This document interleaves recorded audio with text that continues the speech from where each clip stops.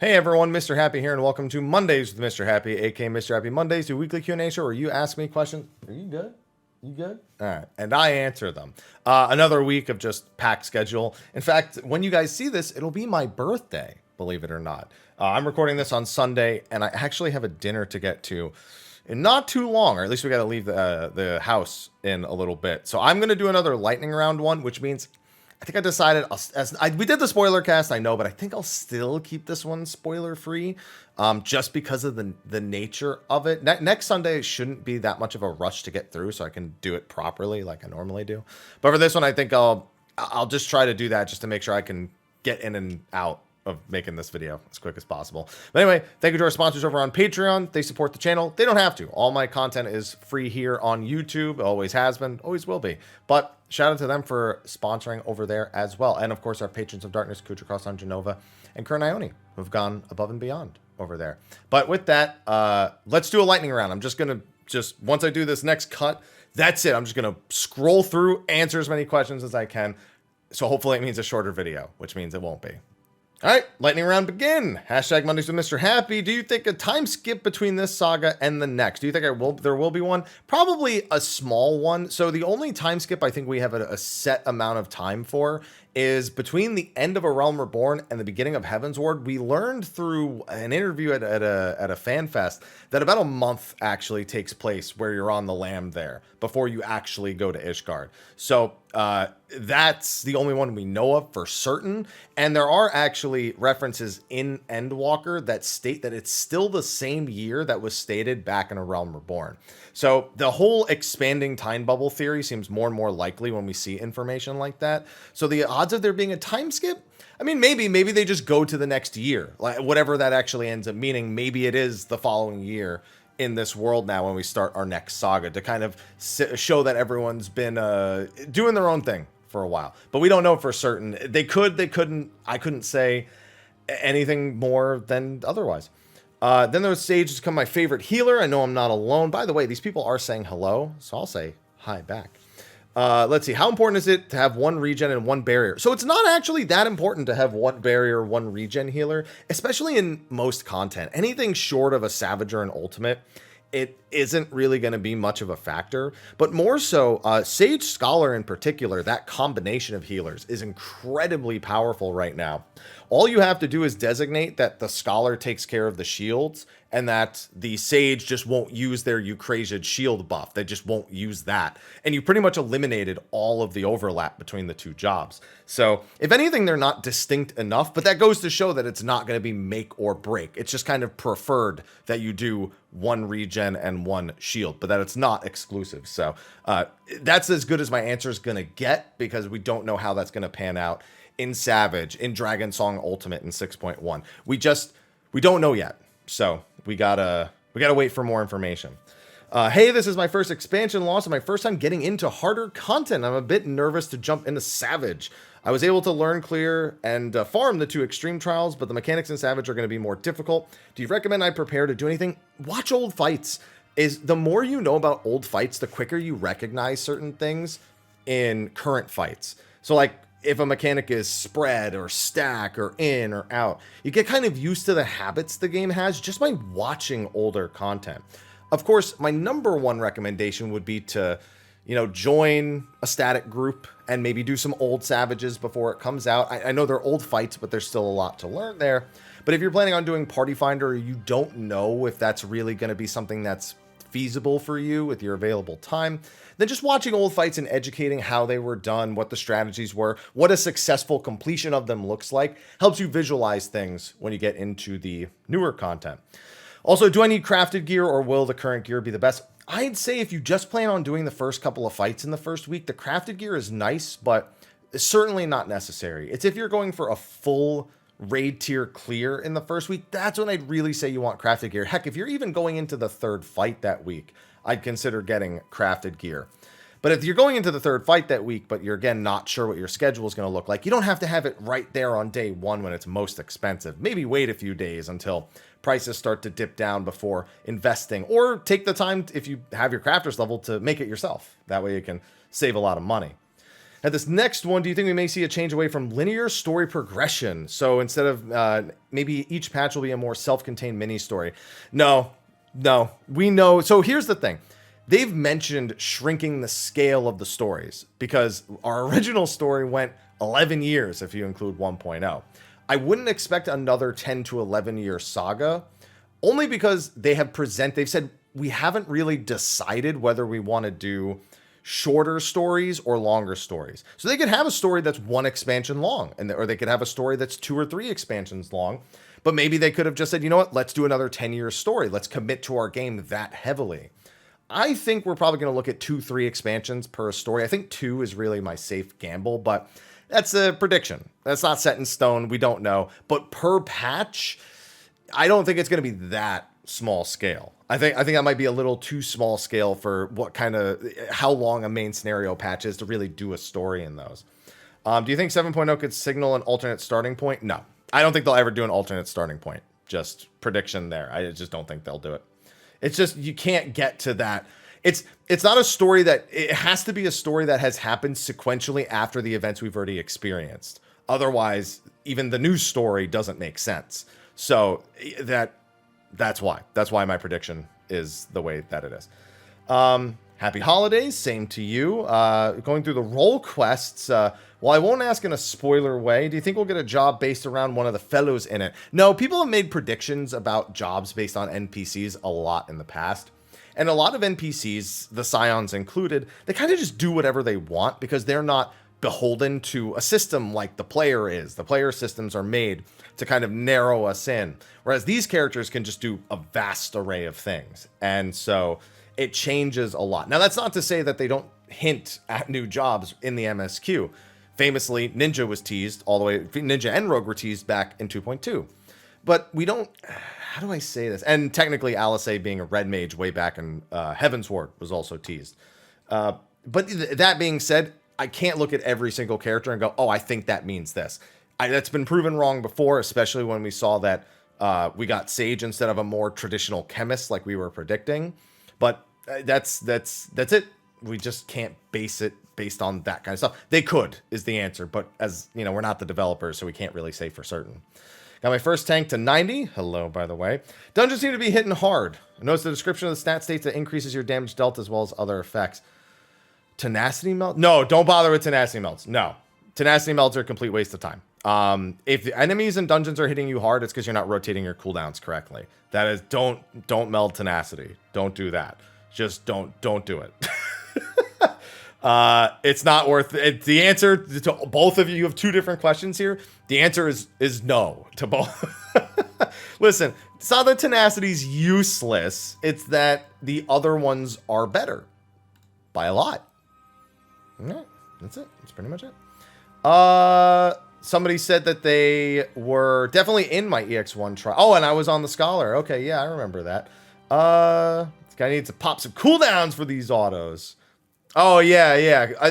I don't even remember. But yeah, one big thing I noticed in a lot of encounters is people kind of just pretend auto attacks don't exist.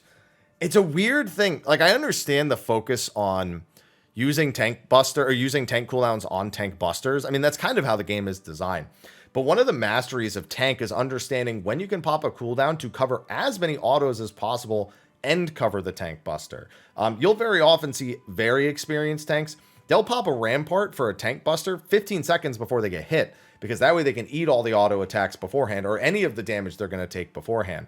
Or they do the reverse. They pop it so close to it so that they can eat the autos after, because maybe the autos after are more threatening if it's not a tank swap. So there's a lot of little things like that that go kind of unappreciated by non-tank players, but tank players in particular definitely recognize when other tanks are or are not doing things like that. So definitely keep that in mind when you're practicing on your tank. That would definitely be a big thing. Let's see. With Monk getting some of its positionals removed, do you think they'll remove all positionals from the game?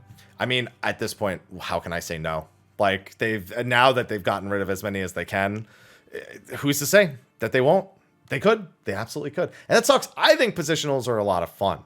And I also think not everyone needs to think positionals are fun. People cannot like it, and other people can like it. That's why we have 19 fucking jobs in the game, and we have different roles in the game. So I do think that they don't necessarily have to make melees all with positionals in mind. I understand it's become kind of a trope for the entire role, but I also wouldn't mind if they moved away from that for a melee just for the sake of satisfying some of the community without completely eliminating them altogether. So there's just that as well. Big happy holidays from this one. This is a pretty long one. So this is a spoiler-related question. Can I answer this without saying what the spoiler is? Okay, so Setsuna, I'm not going to read your question out loud, but I will say the answer is very likely yes. There. I can answer that spoiler-free without actually reading what it is, because it's not on the screen. Hashtag lightning round. Let's see. Good day. Hello. I see this one. Jumped into endgame. Never done Savage. What are your suggestions? I answered that question before. I would give you similar suggestions to what I recommended to the other person in the previous one. So just please see that question. Please and thank you. Was it ever explained? Redacted. No, it's not. In fact, I think that somebody asked me this in stream today. Again, I'm not going to say what the spoiler is. And it's not even that big of a spoiler question, but I'm still going to leave it out because it does have implications of things that do or do not happen in the MSQ. To Carlico 32, it's never explained, but we can assume certain things that it just happened the way that it happened. So that's as not spoiler free as I can get for that answer. What's been your favorite fight in the new normal modes? The last fight I'm really excited for. I want to talk more about the fights in its own video. I want to break down how how Savage Raiders tend to look at those. When we get these 2 weeks of normal mode to break down a fight, the way that we do it is probably, I think, an interesting topic to people who aren't really used to raiding. So I think I am going to do a video like predictions for mechanics for Savage based on the way that they've trended to do mechanics in the past. So I feel like that would be a fun video. With the removal of belts, what do you think about removing one ring slot? So the reason they don't remove a ring slot and the reason they removed belts is because rings are visible on the character. A lot of people do care about having both of those ring slots for actually glamming their character. The jewelry matters to them. Earrings too, wristlets, all that stuff. Belts have never been visible, so it was an easy thing for them to axe. It's the same reason why Paladin shields are still a separate item. They actually said they wanted to combine the sword and the shield and get rid of the offhand slot altogether, but that people, Paladin players in particular, would be upset about not being able to glam a different shield from their sword. So they could develop a system for that that's completely separate and then maybe get rid of the offhand slot and then rebalance gatherers around not having that offhand slot. But we probably won't see that, or gatherers and crafters around not having that. But we probably won't see that anytime soon. I just imagine that's not a super high priority compared to other stuff right now.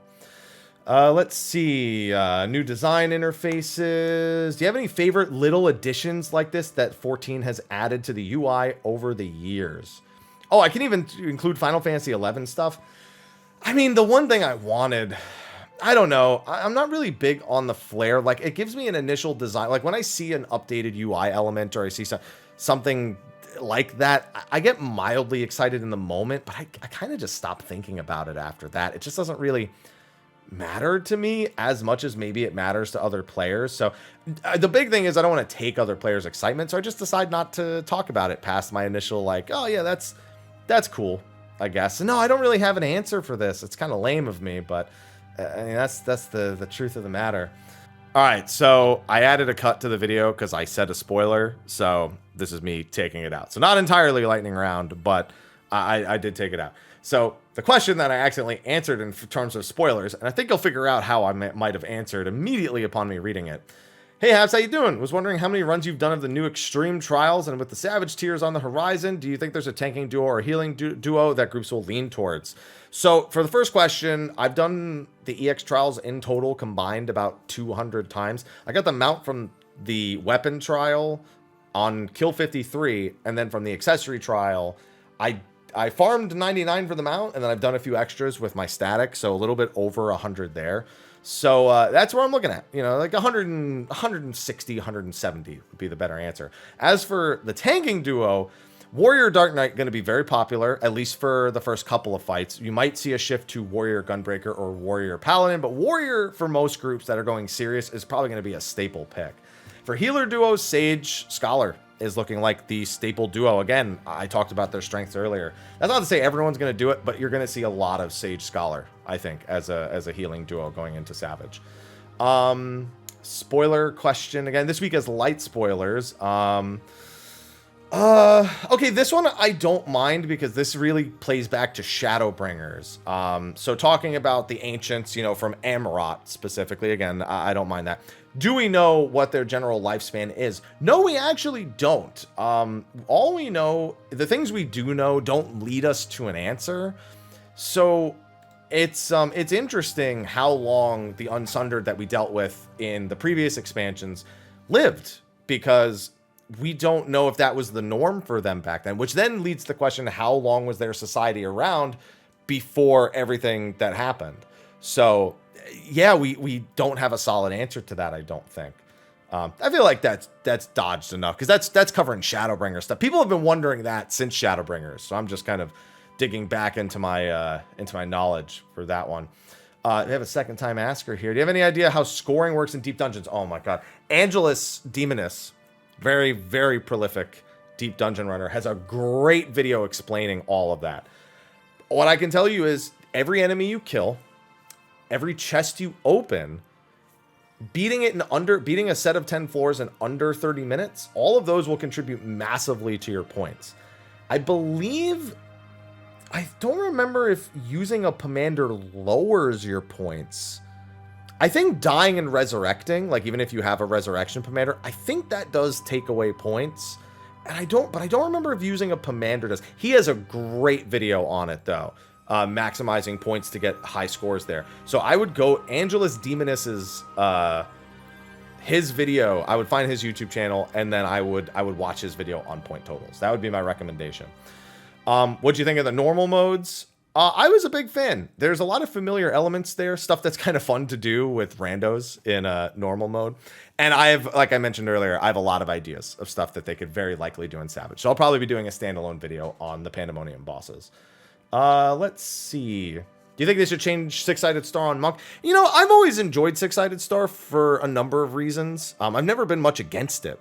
One of the big reasons is because when you're still learning Monk, if you do not know how to handle downtime that well, like micro downtime windows of 3 to 5 seconds, then just using a Six-Sided Star and dodging is as good an option you're going to get in that moment. Now, once you improve and you understand, oh, I can go for this GCD, and if I then go back in, if I make sure I have a gap closer for this part, I can then roll into this part of my combo. It'll be way smoother. I like that there's that mastery, but there's also that tool to kind of get around it when you're first learning. So I actually am okay with Six-Sided Star the way that it is. If they were to change it, though, I also wouldn't lose sleep over it, because I'm not that attached to the idea of what Six-Sided Star is right now. So they could, and I think it could probably be an improvement over what it is now, but I don't hate what it is now. So as a disengaged tool, I enjoy it.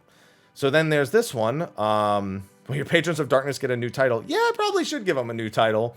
It was born of that era. That name, that title was born of that era of supporters. And that's why I'm kind of loath to change it. But at the same time, yeah, probably could change it. Not going to lie. Let's see.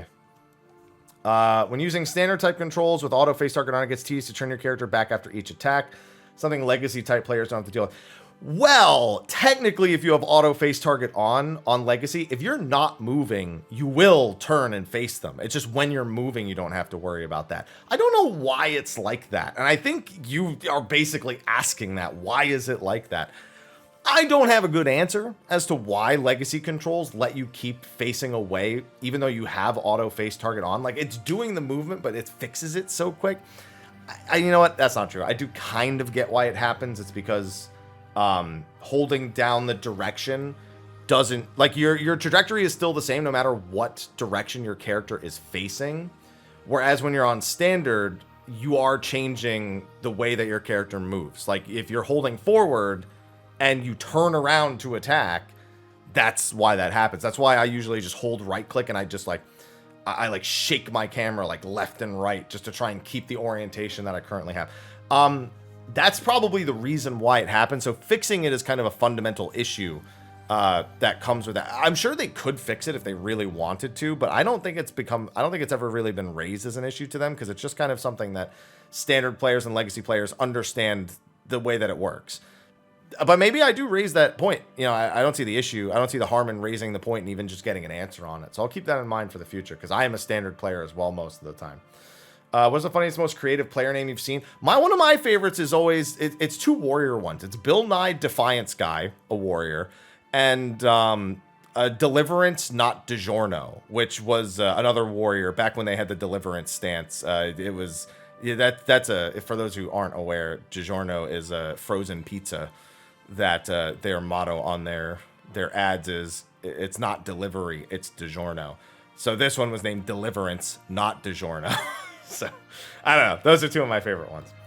Oh my god, there's a wall of text. They apologize for the wall of text. Yeah, it's too much for me right now. I think it's a question about the pacing of Endwalker versus the character moments. Yeah, I love character moments, so the pacing wasn't an issue for me, but for some people, it's gonna be. Nothing you can do about that.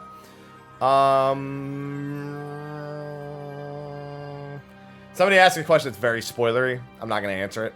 But you know what? I will answer it, and the answer is theoretically, but apparently, no.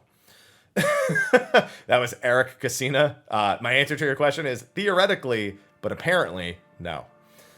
Let's see. And there's another one. This one isn't even a question. Favorite job so far? I can't pick one. Monk, I'm loving. My Monk Thoughts video will have been out by the time this comes out, but I like a lot of jobs right now. I do like a lot of jobs. Heat of Battle works fine. It still works exactly the same as it did before. For the question that asked that, it works exactly the same as it did before. It has not changed. I understand the wording has changed, but the function has not changed. Changes to tank self-healing. Do you think it's possible to do Endwalker dungeon solo? I mean, honestly, in Shadowbringers, it was possible to do them solo. It's the same jobs, actually, even. You know how many times I'd seen Duty Finder groups where just the entire party dies, but the tank solos the rest? It was already possible before. It's just more possible now. It would just take you so long, it would never, in a million years, be worth doing. Let's see. Happy birthday. Hey, thanks, man. Let's see. Savage, wanting to try Ultimates. Aside from getting Biss, is there anything else I should do? Yeah, probably get a group, because doing Pugs for Ultimate when it's fresh... If you want to clear it as quick as possible, then you need an entire week off, and you still need to go ham, and even then you probably won't finish it. I would say take it casually, do it like 3-4 times a week for several hours, and then as you're getting closer to a win, bump up the number of hours or bump up the number of days of the week, just to get in as many attempts as possible. But you're looking at minimum probably 50 to 60 hours of time investment, unless you join a group of people that have cleared it before and they're just teaching you, in which case I'd expect 30 to 40 hours is a better guesstimate, and it could be even lower than that depending on the quality of the group. Let's see. There's a question I definitely can't answer without a spoiler, no matter how I decide to word it. Do you know if Omega can be sold in Endwalker? Maybe normal, but Savage, only one encounter is soloable at the moment. O4S is going to be soloable with maybe crafted gear, if not maybe just a couple of tombstone pieces, but definitely before we get to 6.2. So in this current gear tier. As for 5, 6, 7, and 8, I haven't tested it yet. So they're definitely not doable right now, but they might be. I got to think of mechanics that might make those not possible, but I think that's just a gear problem at this point. But as for the whole thing on Savage, no. On normal, maybe, but there's probably still some mechanics that really get you, if that makes sense. That might have been no, it's not the last one, but they're getting towards the bottom here. Somebody's whole thing about positionals. Flown under the radar? No, none of these positional changes have flown under the radar. Not any of them. And I guess I kind of already mentioned my philosophy on the changes earlier, so I guess I don't really need to answer that much again. Let's see. Just curious, what's with the Nier hate? No, the games I don't like the gameplay of Automata, but the story, I've played Drakengard and the Nier games. I've played some of them, and I'm okay with them. They're a little weird, but No, it's just Final Fantasy XIV's implementation of Nier that I think is dog shit. I think that even in the Draken Nier lore, it just serves to give you a semi-answer to things that transpired after the events of the Nier games and like what the end result of those things were, and I don't find them very interesting. It's just a hodgepodge of bullshit, in my opinion. I mean, to be fair, that's most Yoko Taro story games. At least at some point they become a hodgepodge of bullshit. But this is like Kingdom Hearts level hodgepodge of bullshit for me. And then also I think the raid bosses were boring. The story in 14 was boring. And I'd rather have had anything else that wasn't Nier. That's why I don't want any sort of main content collaboration. If you're going to do a collaboration with a game, do it like you did with Monster Hunter. Make it like a trial or something separate that, you know, if I'm not interested in it, it's not my entire expansion's worth of content. I don't want them ever doing that again. I don't even care if it's a franchise I like. Like if it's another Final Fantasy game or if it's like Chrono Trigger. Like, I don't care. Just don't do it for like 24 mans or 8 mans. Just don't do it. Just stick to stuff that makes sense in Final Fantasy. If you can make it make sense in Final Fantasy, if you can make it good, cool. But I'm not confident that they can. I'm just not confident after Nier. You think we'll get an engine upgrade? I mean, I answer this on the weekly. Not anytime soon. No, we'll never get a 1.0 remake either. You're not missing much from 1.0. Trust me, I played it. In terms of the story and the lore, there's bits and pieces, but they've largely already included them in A Realm Reborn and onward. Let's see. Let's see some questions here. There's like questions sprinkled in between other things. I was wondering why if they could refer to Heavensward stuff as 2.0, because you can't own A Realm Reborn without Heavensward anymore. So when they refer to stuff in patch notes, they just call anything that's in the starter edition, they just call it 2.0. Since those two things are inseparable at this point, unless you only owned A Realm Reborn before they combo pack them. Let's see. What else here? Okay, I don't see any questions. Somebody asked, how is something about a limit breaks a spoiler? And then someone answered, if you know, you know. That gets a favorite from me because very much a spoiler. It's not that major of a spoiler, but it's a spoiler. There's definitely a spoiler informed of it. And then, yeah, I think that's all the questions. So anyway, that's going to be a wrap for this week's episode of Mondays with Mr. Happy. Apologies again for the lightning round style. I'll remember to make that cut for the spoiler I accidentally stated somewhere in the middle. And thanks again. Ask your questions in the comment section of the video below, and I'll hopefully get to do a normal version of these next week, since I don't think there's going to be anything on my schedule that's going to force me to cram it that hard. So thank you again, and I will see all of you in the next Q&A and the other videos I'm making. So I'll see you. Just you have a good one. Go enjoy your New Year's and shit. I'll see you next year. Bye-bye.